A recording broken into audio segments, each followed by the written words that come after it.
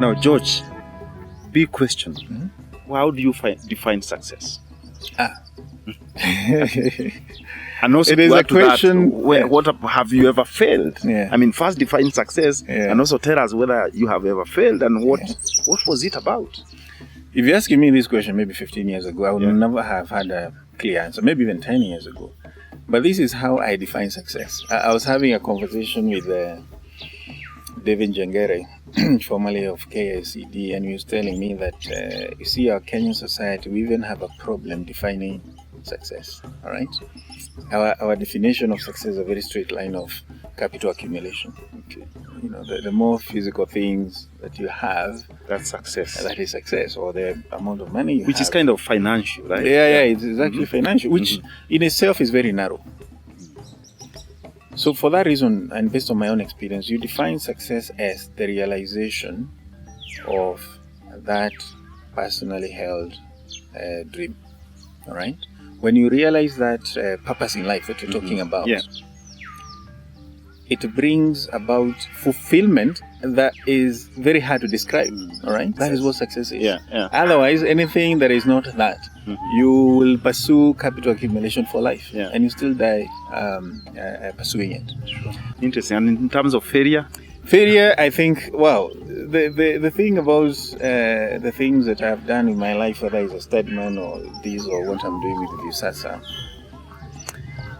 is that first when I tell the stories, it makes people feel inadequate, or make me feel, or they think that I'm a magician. I just, make things happen. But that's far from reality. At a macro level, I am happy that things have been successful. But at a micro level, of course, you have had many failures, all right? You have failed, in fact, every day. You fail every single day, no doubt about it. There are things you had planned to do that didn't work out. Or the things you did and you are so successful in the doing. But in terms of the impact they were supposed to have, they're spectacular failures, all right? So bringing all these big brands to the marketplace, whether it's Stedman, whether it's Visasa, whether it's Tafaria. I know there are people you can talk to about Tafaria and they say, I never want to go back to that place because things were not working. But that didn't stop you from moving them forward. So I have failed way more times than I have succeeded. But the beauty of the failures that I have had, they're at a micro level. But at a macro level, there is success. And this is why every failure you record makes you improve, all right? Makes you work harder, makes you change strategy. And in so doing, there's like a contribution that is going into the success pot. So which is to mean that failure is only failure if you don't get something out of it. If you don't get something. So if you don't improve yourself from failure. And actually this is one of the biggest challenges that we have.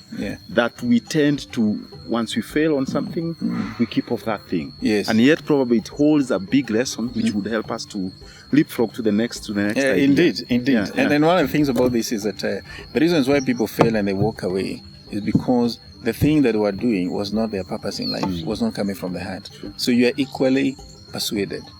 You have seen couples elope. Why do people elope? Because they are so into each other that I would rather forsake my parent and get the love of my heart. Now, that is a thing that drives one towards success. You know, the love of the thing that you're doing. But if it's something you just copy from somewhere, it is not yours, you just want to do something that will make you look nice in society and so forth, I'm afraid every time failure comes, every time the success, the challenges come, you go under. You don't reselect from that. And because we are prone to failure, obviously what that means is that we need a system to support us also. And George, well, I would like you also to reflect in terms of family-wise, because I'm just imagining some of us or some of my friends, when they pass on big dreams to their wife or to their parents, then it's like, well, probably you can't do it. I mean, they also become naysayers. But George, can you comment a little bit about the support from your family and any other support mechanism that you think would be necessary to help me leapfrog from what I'm doing today to even more success and also for the rest of the people? No, you're right, Edward, that support mechanism is very critical because we are human. regardless of the construct of our hearts or minds. And if you don't have support mechanism around you that at the very least simply endorses what you're doing, then you're likely to tire, you're likely not to be very motivated. The way, again, I'm all talking about experience that has worked for me is to anything that I'm doing, I ensure, like I said at the beginning, I have clarity of vision. Now, clarity of vision then helps me sell the idea to my immediate family, and particularly my wife and my 2 sons. That is important because they're the people that you spend most of your time with. The world is rough and tough and harsh, but there's only one place that has to be right. Home, where you retire to at the end of the day, where you feel, I have left everything else out there. I want to now relax. I want to cool off. Now, the thing is, if these people you have in that place where you go to cool off are not with you, then again you cannot cool off. Because first of all, they don't understand what you do, how you do it, what role they have in it.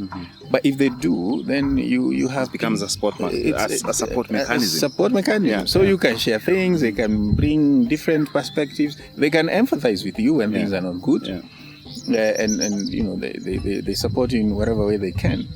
But if you don't, then even home itself also becomes a bigger struggle, is brutal, pulls you down. So what I would say to that anyway is to say that in your life, because all of us have, some have families, it can be your own family or your siblings or your parents or your friends. You know, all these are people that you value in life. So the key thing here is for you to identify, who do I value in my life? Who can I not do without? Correct. Because some of us have stronger friends than siblings, for instance. Sure. You have stronger connections with your brother than you have with your father or your mother, and so forth and so on. So once you identify those people, and you know that this, if I have issues, these are the people who I need to... There's a sounding board. Win them over, let them understand, and then be... These people you have identified as your support mechanism, let them connect genuinely. Be vulnerable. Exactly. That's the point. Tell it as it is. Because if you don't, then they'll be giving advice and then wondering, what is wrong with Edward? There's no results. There's no results, but I told him to do this. George, what do you do on your free time? My whole life is free. Okay, interesting. So what do you mean your whole life is free? It is in the sense that, you see, there's this thing in life whereby we tend to again put tags on time. All right, and that is why to a lot of people free time has become an illusion. Now, what you need to do is that, and let me qualify what I mean, that my entire life is free. It is free because if I was told, leave everything that you're currently doing, and all this time is now available to do whatever you like, I'll then end up doing what I do, because I like what I do. All right? So for that reason, all the time I have, I do what I do, because I enjoy those things. All right? Even if I have a whole hour that is unoccupied, I will quickly look for, because the things I do, I've made sure that they become part of my lifestyle. Okay. All right? So I'm here developing Tafaria, for instance, making it a better place, but it's a lifestyle project. All right? So when I'm doing the disaster thing and helping creatives in this country distribute, promote, monetize their works, I love it. I love that thing because you can see the impact that it's having on society. So I have completely restructured in my mind the things I do in my life, what you call work-wise, to make them a lifestyle thing, and that brings a lot of joy, contentment, fulfillment, and all that.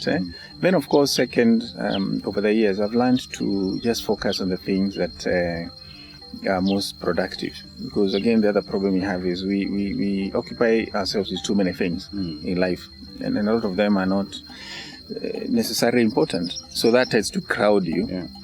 But you just cherry pick and say, okay, this is what I'm doing, this is my goal, this is what I need to do, these are the most important things. You don't have to then crowd yourself doing other things that are not necessarily important in your life. So that way life becomes lighter. Okay. But for you to achieve that, you have to depart all right, by design, Yeah. from social conformity. If you're doing anything, How will you be tagged by others? That's the social If you conformity. depart from that, Yeah. you discover a very beautiful world. Yeah, that anything you're doing it because it matters. It's Yeah. not about Edward. And what That Edward will say. What Edward will say. And you Yeah. didn't come to church on Sunday. Oh, George doesn't go to church nowadays, you know? Or you didn't come for the cocktail. You didn't come to, the things that we collectively do. Sure. So you choose what is important. Yeah. If being in church on Sunday is important, please be. If attending that cocktail is important, please attend. If Please doing be this there. is important, please do. But don't do them because Other people are there are or you there want to to- show up. I mean, one of the things I keep on saying is that, as you may know, that I run marathons. The biggest mistake you can make in any marathon is to try not to run your race. And I think that's what George is talking about. You go in and you start picking somebody and you say, I'm chasing you. My friend, you will not even go 10 kilometers because you are not keeping to your lane. You are not running your race, which then means you will not probably be able to achieve. And that is the social conformity that we are talking about here. So let's avoid the social conformity. Yeah.